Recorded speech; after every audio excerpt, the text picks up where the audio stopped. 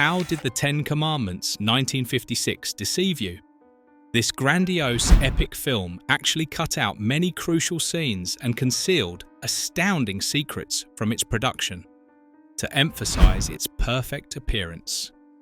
Released in 1956, The Ten Commandments was not only one of the greatest epic films of all time, but also a work that defined the genre of religious and historical cinema. With Moses, played by Charlton Heston, as the central character, the film created an eternal symbol of faith sacrifice and the will to liberate a people.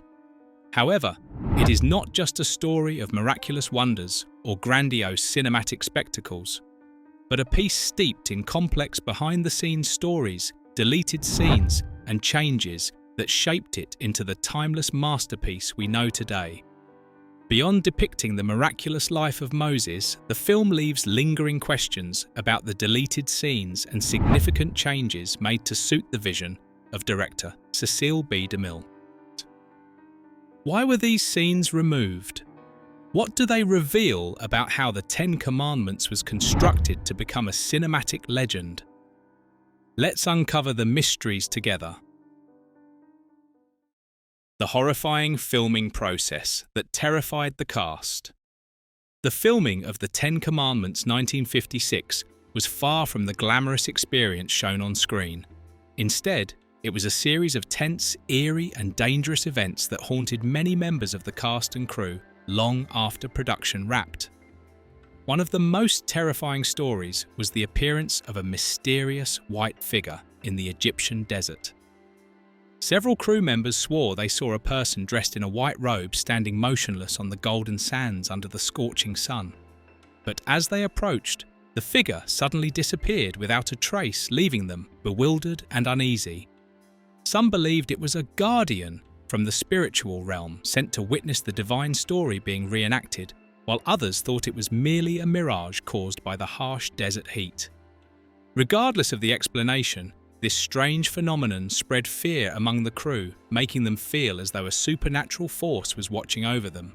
The eerie elements weren't limited to real-life occurrences. They also crept into the film's frames. The scene of the green mist carrying the angel of death creeping through Egyptian homes and claiming the lives of the firstborn sons made audiences shudder. What made the scene even more unsettling was a secret that director Cecil B. DeMille kept hidden. He had embedded the image of a real human skull into the mist. While audiences couldn't clearly see it with the naked eye, their subconscious registered something unusual and terrifying. This clever trick turned the scene into a psychological experience, striking at the primal fears of the audience. However, supernatural phenomena weren't the only challenges the crew faced. In the scene where Moses' staff transforms into a serpent, DeMille insisted on using a live cobra to enhance realism. Initially, the snake was carefully controlled by trainers, but the intense heat and bright studio lights agitated it. The cobra unexpectedly broke free, slithering past electrical wires and lighting equipment, causing chaos on set. Hundreds of extras screamed and ran in panic, forcing production to halt for over an hour while the snake was recaptured. The incident left such a lasting impression that the crew decided to use fake snakes in subsequent scenes for safety reasons. Even the casting process brought its own tension and controversy. Audrey Hepburn, a symbol of elegance and sophistication, was initially considered for the role of Nefertari, Pharaoh Ramses' lover. However, DeMille rejected her, outright citing her slender frame as unsuitable. He believed that Hepburn's petite figure would fail to carry the grandeur of the royal costumes laden with gold and pearls, which were meant to exude power and opulence. The role was ultimately given to Anne Baxter, whose fuller figure better suited DeMille's vision. While the decision sparked criticism, with some accusing DeMille of being overly harsh, in his standards of physical appearance, Anne Baxter silenced the critics with her outstanding performance, transforming Nefertari into a symbol of ambition and beauty on screen. Additionally, working conditions in the desert posed significant challenges for the cast and crew. Daytime temperatures often soared to 50 degrees 122 degrees, with thousands of extras forced to wear heavy costumes adorned with gold and jewels.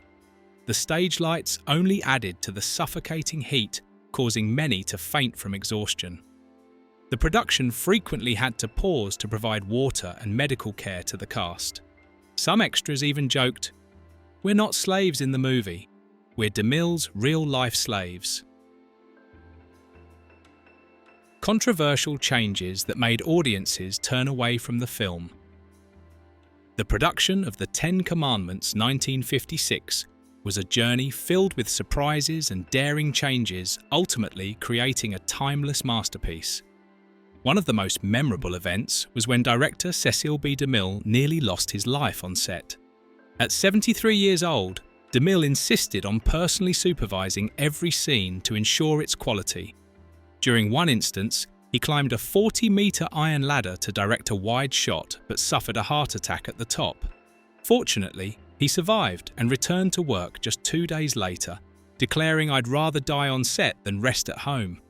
This determination and dedication partly explained the flawless quality of each frame, though it left the crew working under immense pressure. However, not all plans went smoothly. One of the most infamous deleted scenes was the Plague of Frogs, where hundreds of live frogs were released into Pharaoh's palace to depict one of the 10 plagues of Egypt. Instead of evoking fear, the scene unexpectedly made test audiences laugh at the chaotic antics of the frogs. Faced with such an unanticipated reaction, DeMille decided to remove the scene entirely, burying it as a secret confined to behind-the-scenes stories. Beyond content changes, The Ten Commandments impressed viewers with its bold, technical innovations, particularly in scenes requiring complex special effects. The parting of the Red Sea, one of the greatest moments in cinematic history, was achieved by using 2 enormous water tanks. The water was thickened with gelatin for texture, and the footage of water pouring down was reversed to create the effect of waves parting. The result was an iconic image that astonished millions of viewers without relying on modern CGI. Similarly, the hailstorm over Egypt was created using popcorn painted white, which was safe for the actors and easy to reuse after each take. These practical techniques showcased the crew's creativity and ingenuity. Character design was also meticulously crafted to provide historical depth and symbolic meaning. Charlton Heston as Moses wore a robe featuring 3 main colours, red, white and black. What seemed like a random choice turned out to perfectly align with the ceremonial colours of the Levite priests in the Bible. This led many to believe that the film was guided by a divine hand, further enhancing its symbolic resonance. Meanwhile, Yul Brynner, playing Pharaoh Rameses, faced concerns about his modest height. To avoid being overshadowed by the tall and muscular Charlton Heston Brynner, underwent rigorous physical training to transform himself into a commanding and regal pharaoh. His imposing physique combined with intricate costume design made Rameses one of the most memorable villains in cinematic history. Not all actors were as fortunate, however. Audrey Hepburn, a rising star at the time, was rejected for the role of Nefertari due to her slender frame, which was deemed incapable of carrying the weighty royal costumes. The role was ultimately given to Anne Baxter, who brought a sharp and ambitious presence, turning Nefertari into a symbol of power and beauty. The production of The Ten Commandments was not only a journey to create a cinematic masterpiece, but also a convergence of dramatic and creative behind-the-scenes stories. From bold content changes to groundbreaking technical innovations and controversial casting decisions, all of these elements contributed to a classic film that remains both grand and artistic, standing the test of time. Deleted scenes, the mystery of the Plague of Frogs, and controversial decisions. Not all of the elaborate scenes in The Ten Commandments 1956 made it to the big screen. One of the most famous deleted scenes was the Plague of Frogs, one of the 10 plagues God sent upon Egypt to challenge Pharaoh. Make pure the flood from which you came.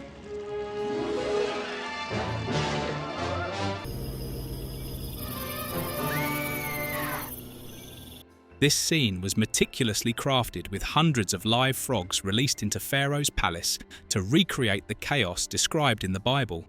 However, during test screenings, instead of evoking fear and horror, as intended, audiences burst into laughter at the sight of frogs hopping chaotically throughout the palace. This unexpected reaction was unacceptable to Cecil B. DeMille, known for his perfectionism. He feared that such unintended humour would undermine the film's solemn and majestic tone, threatening the epic stature he was striving to create. As a result, DeMille decided to completely cut the scene from the final version, despite the significant effort and time invested in its production. However, the Plague of Frogs scene did not entirely disappear, in that the 1966 re-release parts of the scene were reconstructed using still images from the set accompanied by Elmer Bernstein's musical score and a few brief segments from the original footage to give it context. Even so, in later DVD releases, the scene was completely omitted, turning it into a forgotten mystery for modern audiences. DeMille's decision to cut the scene was not only due to the test audience's reaction, but also because he wanted to preserve the film's gravitas and religious spirit, ensuring it aligned with his vision of an epic masterpiece. Beyond the Plague of Frogs, another powerful scene that left a strong impression was the one where Moses was saved from Pharaoh Rameses II's cruel decree. To escape the order to kill all firstborn Hebrew boys, Moses as an infant was placed in a reed basket by his mother and set adrift on the Nile River. The image of the basket floating through treacherous waters surrounded by crocodiles and dangerous currents was not only deeply emotional, but also filled with intense suspense.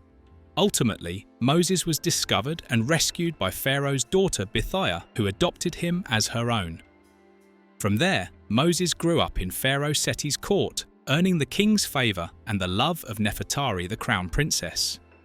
However, Ramesses' hatred for Moses, fueled by jealousy and resentment, formed the foundation of a deep rivalry. When Moses discovered his Hebrew heritage, he was exiled from Egypt, beginning a journey across the harsh desert, where he found love, started a family, and received a divine mission from God to return to Egypt and free the Hebrews from slavery. This scene, which was reintroduced in the 1966 re-release, was not only a critical part of the storyline, but also emphasized the stark contrast between Moses and Rameses. Surprisingly, Moses' greatest adversary was not Pharaoh himself, but someone close to him, described in the Bible as having a hardened heart. These internal conflicts and confrontations highlighted the film's profound themes of willpower, faith, and redemption. However, not all these scenes were preserved in later versions. In some DVD releases, many scenes were shortened or entirely removed, particularly those iconic moments that didn't align with the modern pacing of the film. These edits, while controversial, demonstrated the production team's adaptability and thoughtful consideration in maintaining the core essence of the work.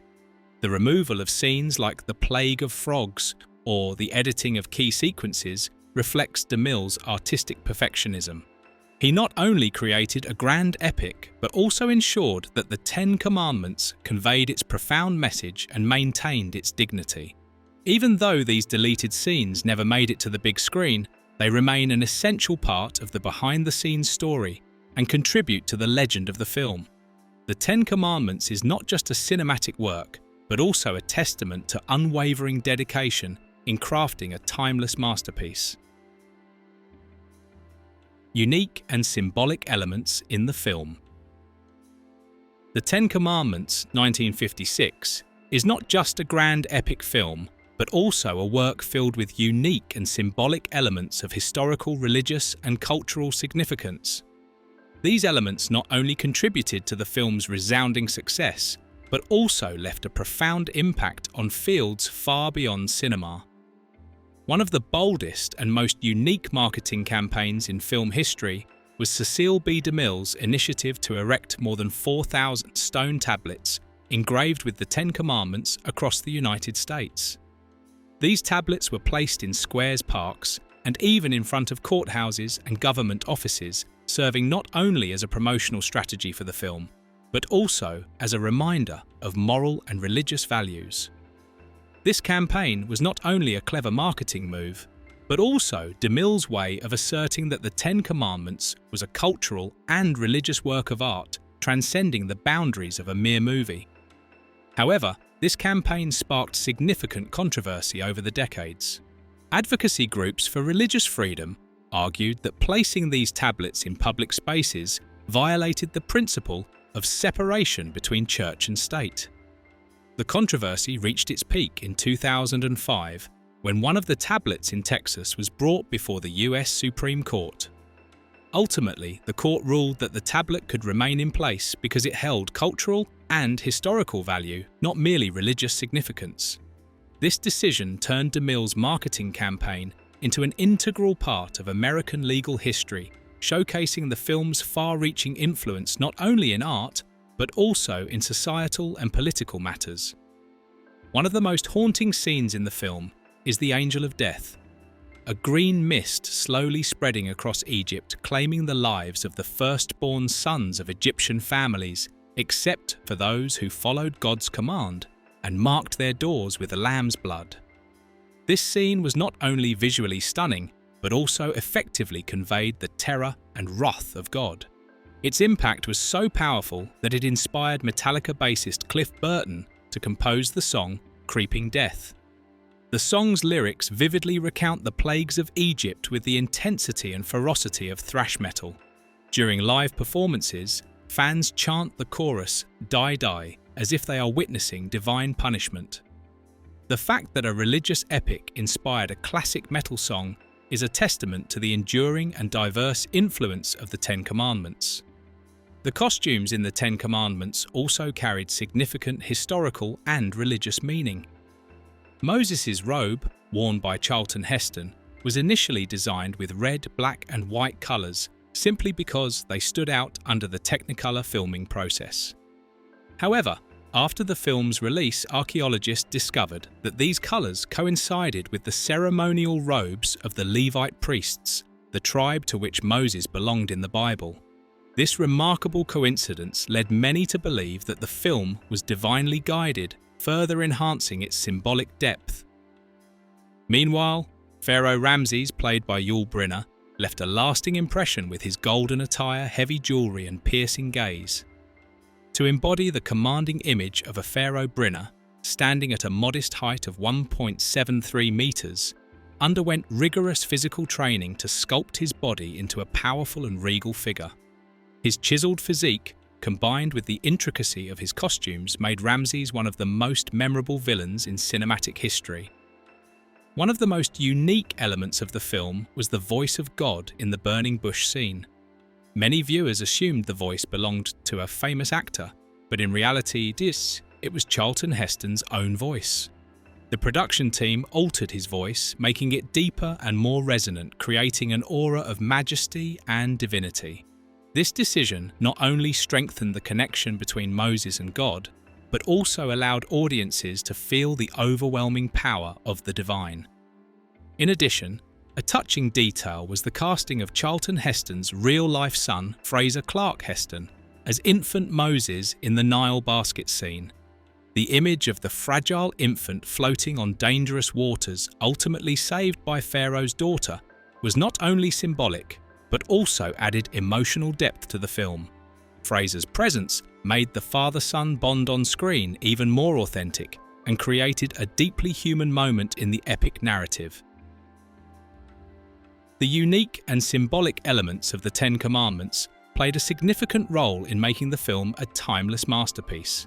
From bold marketing campaigns to historically and religiously rich visuals, every detail contributed to a work that not only captivated audiences, but also left a lasting mark on various cultural and artistic fields. The film stands as both an epic tale and a testament to the eternal power of art. Thank you for reading. If you found this interesting, don't forget to like, share and subscribe so you don't miss our next exciting posts. Leave your thoughts in the comments below. What do you think about the secrets behind the Ten Commandments? See you in the next post.